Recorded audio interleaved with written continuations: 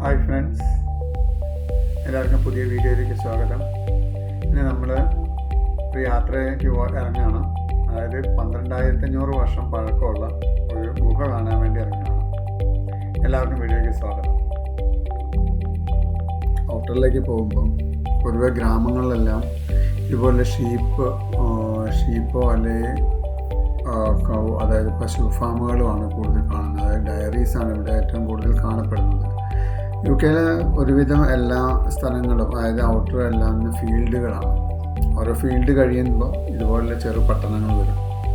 ഈ ചെറിയ പട്ടണങ്ങൾ എന്ന് പറയുമ്പോൾ യാത്രാ സൗകര്യം നമുക്ക് പൊതുവെ താരതമ്യം ഈ സിറ്റികളിലുള്ള പോലെയുള്ള യാത്രാ സൗകര്യം വളരെ കുറവായിരിക്കും. നമ്മൾ ബസ് അല്ലെങ്കിൽ സ്വന്തം വാഹനങ്ങളോ വേണ്ടി വരും. യാത്ര കുറച്ച് ബുദ്ധിമുട്ടാണ്. പെട്ടെന്ന് നമുക്ക് ആക്സസ് ഉണ്ടാവില്ല നമുക്ക് ടൗണിലേക്ക് എത്തിപ്പെടാൻ.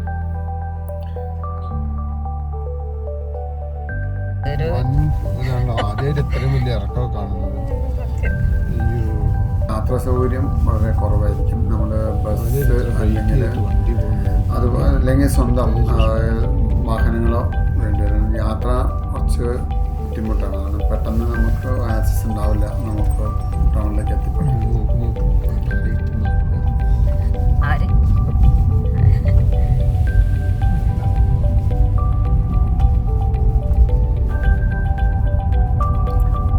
ഇപ്പോൾ വീണ്ടും നമ്മൾ ഫീൽഡിലേക്ക് തന്നെ എത്തിപ്പെട്ടിരിക്കുകയാണ്. കാരണം ചെറിയ ടൗണുകൾ കഴിഞ്ഞു വീണ്ടും നമ്മൾ ഫീൽഡ് എത്തിപ്പെട്ട് രണ്ട് സൈഡും ഫീൽഡുകളാണ്. ഫീൽഡുകൾ കഴിയുമ്പോൾ വീണ്ടും ഈ ചെറു പട്ടണങ്ങളിലൊക്കെ സാധാരണ രീതിയിലെന്ന് വെച്ചാൽ മിക്കവാറും ചെറിയ കുറച്ച് 1-2-3 സൂപ്പർ മാർക്കറ്റുകളുണ്ടാവും. മെയിനായിട്ട് ഇവിടെ അൽദി, അസ്ത പോലുള്ള ഏതെങ്കിലും 2-3 സൂപ്പർ മാർക്കറ്റുകൾ ഉണ്ടാവും.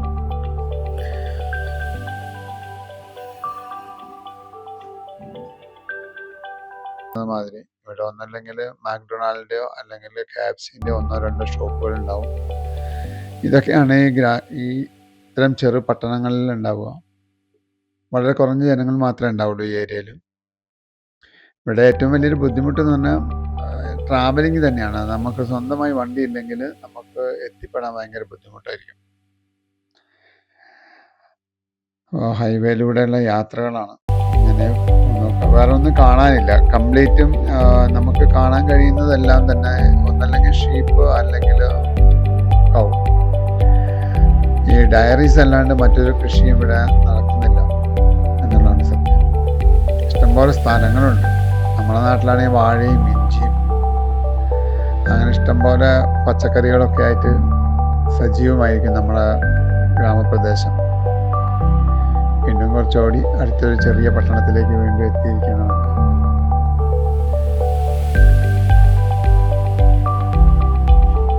അങ്ങനെ ആ ചെറു പട്ടണത്തിലേക്ക് വീണ്ടും എത്തിയിരിക്കുക, മറ്റൊരു പട്ടണത്തിലേക്ക് എത്തിയിരിക്കുന്നു. വളരെ കുറഞ്ഞ ജനങ്ങൾ മാത്രമേ ഉണ്ടാവും. ഇതൊരു പഴയ ഒരു പട്ടണം ആണ്. ഇടുങ്ങിയ റോഡുകളും ഒക്കെയാണ് ഈ ഏരിയയിൽ ഉണ്ടാവുക. പൊതുവെ റെസിഡൻസ് ഏരിയകളാണ്. നമ്മൾ കയറി വരുന്ന ഈ പോകുന്ന സ്ഥലങ്ങളൊക്കെ റെസിഡൻസ് ഏരിയകളാണ്. വളരെ കുറച്ച് ആളുകൾ മാത്രം താമസിക്കുന്ന സ്ഥലം. എങ്ങും ഒന്നും കാണാനില്ല. കംപ്ലീറ്റ് ഒരു വിജനമായ, എല്ലായിടത്തും ഫീൽഡുകൾ മാത്രമേ ഉള്ളൂ. മാത്രമല്ല ഇവിടെ ജനങ്ങളെ കാണാനോ നമുക്ക് എന്തെങ്കിലും സംഭവിച്ചാൽ പെട്ടെന്നൊരു ആക്സസ് എത്തില്ല. കാരണം ഒരുപാട് ടൗണിൽ നിന്ന് ഒരുപാട് മാറിയിട്ടാണ്. മറ്റ് റെസിഡൻസ് ഏരിയകളൊന്നും തൊട്ടടുത്തൊന്നുമില്ല. കാരണം കംപ്ലീറ്റ് ഇതുപോലുള്ള ഫീൽഡുകളാണ്. നമ്മളീ പോകുന്ന ഗുഹ ഒരുപാട് സിനിമകൾക്കൊക്കെ ലൊക്കേഷനായിട്ടുള്ള ഒരു സ്ഥലം അവിടെ ഉണ്ട്. ഒരുപാട് എന്താ പറയുക, എക്സ്കവേഷൻസ് ഒക്കെ നടന്നിട്ടുള്ള ഒരു സ്ഥലത്തേക്കാണ് നമ്മൾ യാത്ര ചെയ്യുന്നത്. അപ്പോൾ പോകുന്ന വഴിയിലുള്ള കാഴ്ചകളാണ് ഇതെല്ലാം. കാരണം ഇതൊന്നും നമ്മൾ സാധാരണ രീതിയിൽ ഒരു ആൾക്കാർക്ക് കാണിക്കാൻ പറ്റില്ല. അതുപോലെ തന്നെ ഇതുപോലുള്ള തോടുകളും അതുപോലെ പ്രകൃതി നമ്മളെ സാധാരണ രീതിയിലുള്ള ഗ്രാമങ്ങളിലൊക്കെ എങ്ങനെയാണ് ഭംഗിയായിട്ട് ഇവർ സംരക്ഷിച്ചിരിക്കുന്നത് എന്നുള്ളതും കൂടെ നമുക്കിതിലൂടെ പരിചയപ്പെടാൻ കഴിയും. കാരണം ചെറിയ തോടുകളൊക്കെ തന്നെ വളരെ രണ്ട് സൈഡ് കെട്ടി വൃത്തിയാക്കി ജനങ്ങൾക്കത് ഉപയോഗപ്പെടുന്ന രീതിയിൽ ഗ്രാമത്തിൻ്റെ ഭംഗി കൂട്ടാനും അതിൻ്റെ മൊത്തം മൊത്തം എല്ലാ രീതിയിലും അത് ജനങ്ങൾക്ക് ഉപകാരപ്പെടുന്ന രീതിയിലാണ് അവരത് സംരക്ഷിച്ച് നിലനിർത്തിയിരിക്കുന്നത്. ഒരുവിധം ചെറിയ പുഴകളാണെങ്കിൽ അതിലൂടെ എന്താ പറയുക, ചെറിയ ബോട്ടുകളും പിന്നെ കയാക്കിങ് പ്രാക്ടീസ് ചെയ്യാനുള്ള സൗകര്യങ്ങളും ഒക്കെയാണ് ഇവർ ഇതുകൊണ്ട് ഉദ്ദേശിക്കുന്നത്. അതുപോലെ നമ്മൾ ഒരു ലേക്കിൻ്റെ അടുത്തേക്ക് എത്തിയിട്ടുണ്ട്. ലേക്ക് എന്ന് പറഞ്ഞാൽ ലേക്കിൻ്റെ അടുത്തേക്ക് പോകുന്നില്ല, ലേക്കിന് വേറെ വഴിയാണുള്ളത്. നമ്മൾ പോണ വഴിക്ക് കണ്ട ഒരു കാഴ്ചയാണ്. വഴി വേറെ വഴിയില്ല, വേറെ ഒരു വഴി കൂടെ വരണം. നമുക്കിത് പോണ വഴിയെ കിട്ടിയ ഒരു കാണാൻ കഴിഞ്ഞാണ്. അതിലാണ് യാച്ചും ഇതൊക്കെ ഒരു പ്രാക്ടീസ് ചെയ്യുന്നത് ഇത്തരം ലേക്കുകളിലാണ്. വീണ്ടും നമ്മൾ ഷീപ്പ് ഫാമുകളാണ് ഈ കാണുന്നത് മുഴുവൻ. ഇവരെ നോക്കാൻ പ്രത്യേകിച്ച് ആൾക്കാരൊന്നുമില്ല. എന്താ പറയുക, ഒരു ബൗണ്ടറി കെട്ടിയിട്ടുണ്ടാവും. ബൗണ്ടറിക്കകത്ത് എന്താ പറയുക, അഴിച്ചു വിട്ടിരിക്കുകയാണ്. പ്രത്യേകിച്ച് ഇവരെ നോക്കാനൊന്നും ആളില്ല. ഇങ്ങനെ മേഞ്ഞ് കഴിച്ച് എന്താ പറയുക, വല്ലപ്പോഴൊക്കെ ഇതിൻ്റെ ഓണറൊക്കെ വന്ന് നോക്കുന്നുണ്ടാവുള്ളൂ എന്ന് തോന്നുന്നു. ഞാൻ എവിടെയും ഇവർക്ക് ഒന്നും കണ്ടിട്ടില്ല. നമ്മൾ കൂടുതൽ ഡയറീസാണ്. ഇത് നമ്മൾ ചാണകമൊക്കെ കൊണ്ടുപോകാൻ വേണ്ടി ഉപയോഗിക്കുന്ന ഒരു ടാങ്കറാണ്. ഇത് ഏതോ ഒരു പ്രോസസ്സിങ് കമ്പനിയിലേക്ക് ഇവർ കൊണ്ടുപോയിട്ട് അവിടെ തോന്നുന്നു ഇതിൻ്റെ പ്രോസസ്സിങ്ങും കാര്യങ്ങളൊക്കെ നടക്കുന്നത്. എന്നിട്ട് അത് ബാഗുകളിലാക്കിയിട്ട് പല നാടുകളിലേക്കും പല സ്ഥലങ്ങളിലേക്കും അത് ഡിസ്ട്രിബ്യൂട്ട് ചെയ്യുന്നുണ്ട്.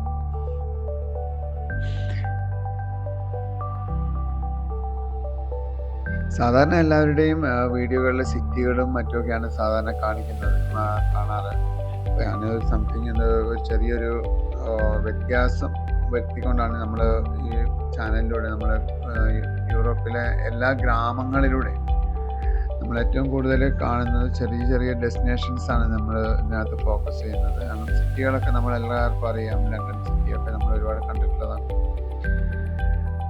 പല വീഡിയോസും ഇഷ്ടം പോലെ ഉണ്ട്. ഇതുപോലുള്ള സ്ഥലങ്ങൾ വളരെ കുറവാണ്. കാരണം നമ്മൾ ഗ്രാമങ്ങൾ കാണുക എന്ന് പറയുന്നത് വളരെ കുറവാണ്. ഗ്രാമങ്ങളിലൂടെ ആരും പോകാറില്ല. ഒന്നല്ലേ ഹൈവേയിലൂടെ പോകും, അതും അല്ലെങ്കിൽ പിന്നെ സ്വാഭാവികമായിട്ട് നമ്മൾ അപ്പോൾ നമ്മൾ ഇംഗ്ലണ്ടിലെ സ്റ്റഫോർഡ്ഷയറിലെ വൈറ്റ് പീക്കിൽ സ്ഥിതി ചെയ്യുന്ന പ്രകൃതിദത്ത ഗുഹയാണ് തേഴ്സ് കേവ്. അവിടേക്കാണ് നമ്മളിപ്പോൾ എത്തിപ്പെടുന്നത്. 1864, 65, അതുപോലെ തന്നെ 1927 മുതൽ 35 വരെ ഇതിനകത്ത് ഖനനങ്ങൾ നടത്തിയിട്ടുണ്ടായിരുന്നു. മനുഷ്യരുടെയും മൃഗങ്ങളുടെയും അവശിഷ്ടങ്ങൾ, കല്ലുപകരണങ്ങൾ, മൺപാത്രങ്ങൾ, ആമ്പർമുത്തുകൾ, വെൺകല വസ്തുക്കൾ എന്നിവ ഈ ഗുഹയിൽ നിന്ന് കണ്ടെടുത്തതായി പറയപ്പെടുന്നു. 7 പേരുടെ ശ്മശാനം ഉണ്ടായി. അനിത തിരിഞ്ഞു നോക്കാതെ പോവാണ്. ഇത് ശരിക്കും നമ്മുടെ നാഷണൽ ട്രസ്റ്റിൻ്റെ അണ്ടറിലാണ് ഇതെല്ലാം വരുന്നത്.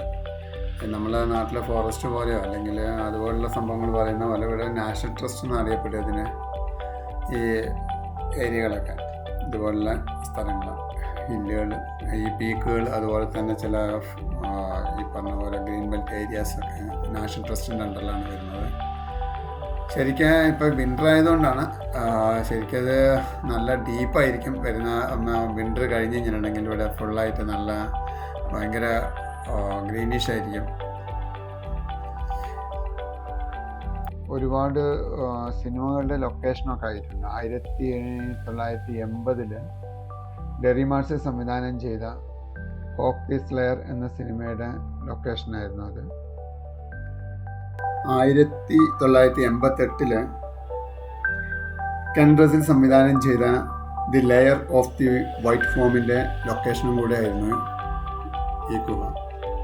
അതുപോലെ തന്നെ പല രീതിയിലുള്ള പിന്നെ ഫോട്ടോകളുടെ പശ്ചാത്തലവും ഒക്കെ ആയിട്ട് ഈ കേവ് ഉപയോഗിച്ചിട്ടുണ്ട്. കേവ് കണ്ടിറങ്ങി വരുന്ന ആൾക്കാരാണത്.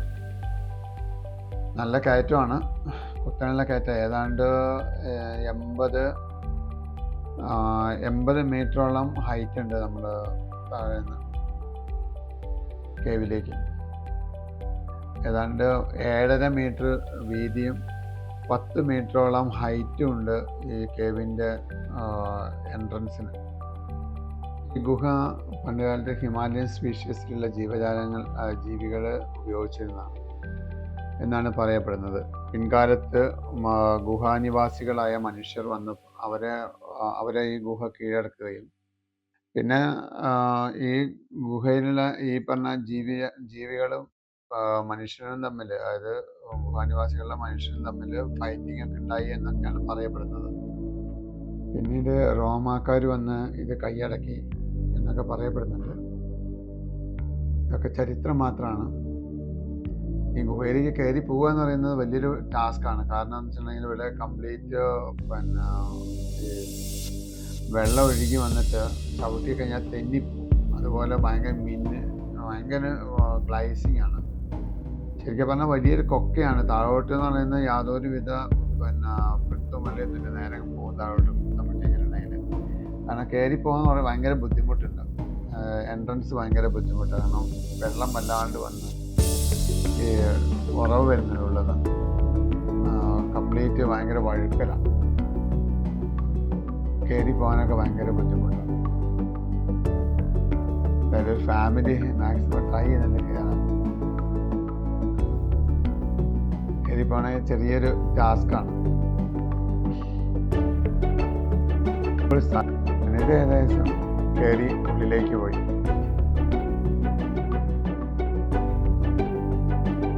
നമ്മളെ മലയാളികളായിട്ടുള്ള കുറച്ച് ആൾക്കാരുണ്ടായിരുന്നു ഞങ്ങളോടൊപ്പം. എന്തായാലും നമ്മൾ മഞ്ഞുമൽ ബോയ്സൊക്കെ കണ്ടിട്ടുള്ളതിൻ്റെ ഒരു എന്താ പറയുക, ഒരു എക്സൈറ്റ്മെൻറ്റിലാണ് ശരിക്കും ഞങ്ങളത് മല കയറാനായിട്ട് പോയത്. ഇത് ഈ പറഞ്ഞ പോലെ ഭയങ്കര അപകടകരമായിട്ടുള്ള ഗർത്തങ്ങൾ ഇതിൻ്റെ ഉള്ളിലുണ്ട്. കാരണം അത് പക്ഷെ അതൊക്കെ ക്ലോസ് ചെയ്ത് വെച്ചിരിക്കുകയാണ് അവർ. പക്ഷേ നമ്മൾ ഗുണ കേവ് മാതിരിയൊന്നും അത്രമാത്രം വലിയ ഒരു കേവല്ല. എന്നിരുന്നാൽ കൂടെ ഇതൊരു എന്താ പറയുക, ഭയങ്കര ഗർത്തമാണ് ശരിക്കും. ഒരു ഭാഗത്ത് വലിയൊരു കൊക്കയാണ്, കുത്തനെയുള്ള കൊക്കയാണ്.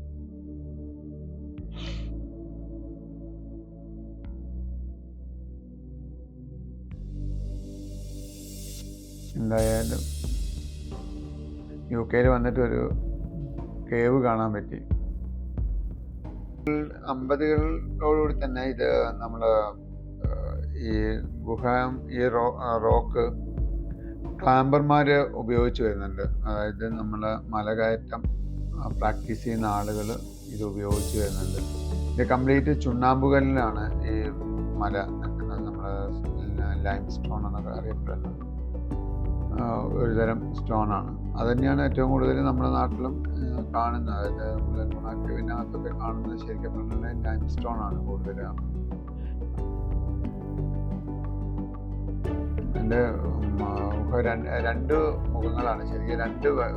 രണ്ട് രീതിയിൽ വരാം. ഒന്ന് ഒരു സൈഡിലേക്ക് അത് ഭയങ്കര കൊക്കയാണ്, നേരെ താഴോട്ട് പോയി പോകുകയാണെന്നുണ്ടെങ്കിൽ കുത്തനെയുള്ളതാണ്.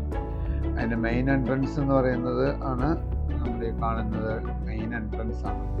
മറ്റൊന്ന് വേറെ എൻട്രൻസ്. ഇതിൽ കൂടെ ഈ ചെറിയ താഴത്തിനുള്ളിൽ കൂടെ ഒക്കെ ചെറിയ ഗുഹകൾ താഴോട്ട് പോകുന്നുണ്ട്. പക്ഷേ അതൊക്കെ നമ്മൾ ഭയങ്കര അപകടമായതുകൊണ്ട് ആ ഏരിയയിലേക്കൊന്നും പോയില്ല. കാരണം എന്തെങ്കിലും അപകടം വന്നു കഴിഞ്ഞിട്ടുണ്ടെങ്കിൽ വലിയൊരു ടാസ്ക്കാണ് അവർക്ക് നമ്മളെ രക്ഷിക്കുക എന്നുള്ളത്.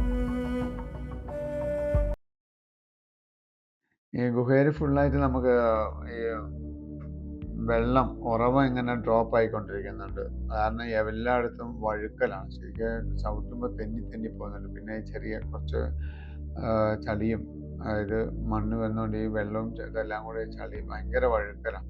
ഭയങ്കര മിനുസമാണ് ഈ ഗ്ലൈസിങ് ആണ് ഈ കല്ലുകൾക്ക്. ചവിട്ടിയിട്ട് ഉള്ളിലേക്കൊക്കെ പോകാൻ വേണമെങ്കിൽ, പക്ഷെ അതൊക്കെ ഭയങ്കര ഡേഞ്ചറസ് ആയിട്ടുള്ള കേവ്സ് ആണ്. അതിൻ്റെ ഉള്ളിൽ വീണ് കഴിഞ്ഞാൽ ചിലപ്പം കൂടെ എടുക്കാൻ പറ്റില്ല നമ്മളെ. അത്രയും ഭയങ്കര ഡേഞ്ചറസ് ആയിട്ടുള്ള സ്ഥലങ്ങളുണ്ട് അതിൻ്റെ ഉള്ളിൽ. പക്ഷെ അത്തരം സ്ഥലങ്ങളൊക്കെ ക്ലോസ് ചെയ്ത് വെച്ചിട്ടുണ്ട് ഒരുവിധമൊക്കെ. എന്നാൽ കൂടെ ചിലപ്പം അബദ്ധങ്ങളൊക്കെ പറ്റും.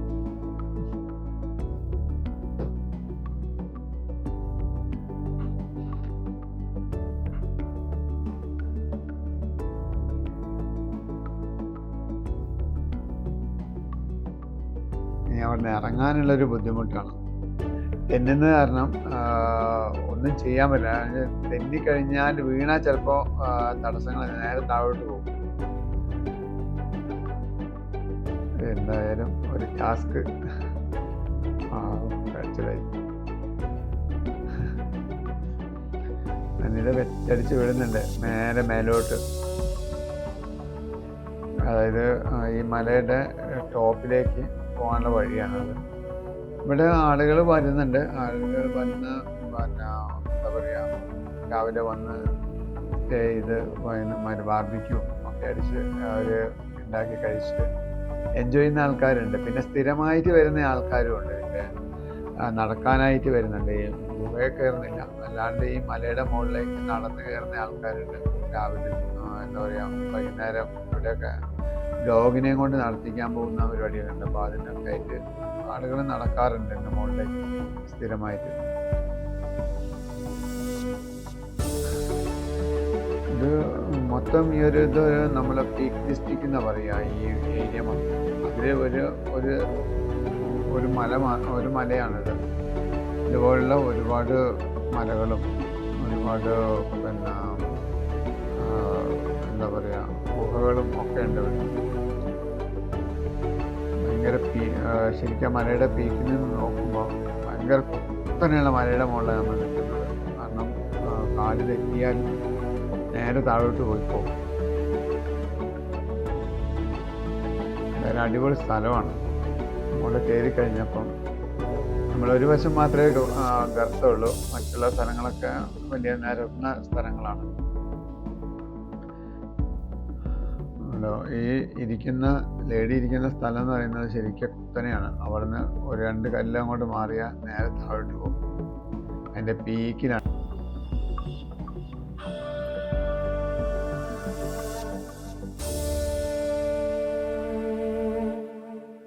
ടോസ് കേവിനെ കുറിച്ചിട്ടുള്ള ഒരു ഡിസ്ക്രിപ്ഷൻ ഇതാണ് കൊടുത്തിരിക്കുന്നത്. അപ്പോൾ ഈ വീഡിയോ ഇവിടെ അവസാനിക്കുകയാണ്. അടുത്ത വീഡിയോ കാണാം.